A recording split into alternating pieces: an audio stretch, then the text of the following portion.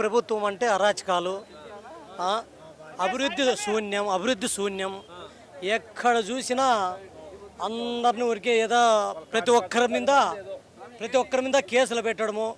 ఏం బా కూటమి ప్రభుత్వం అంటే అరాచకాలే, అభివృద్ధి ఎంత ఏం లేదు.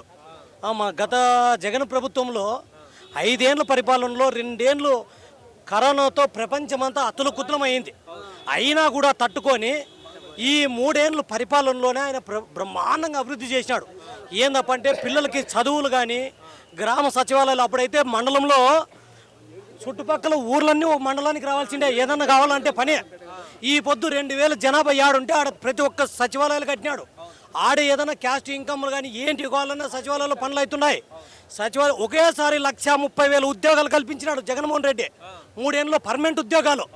5 పిల్లల్ని వాలంటీర్లను పెట్టి 5,000 వాళ్ళకు గౌరవ వేతనం ఇచ్చి ముస్లిం ముత్తుకోళ్ళకి తిరగలేకోకుంటే వాళ్ళకి ఇండ్ల కాటికే సప్లై చేసేటట్లు చేశాడు. ఇట్లా బ్రహ్మాండంగా 3 ఏళ్ళలో బ్రహ్మాండంగా అభివృద్ధి చేసినాడు జగన్మోహన్ రెడ్డి.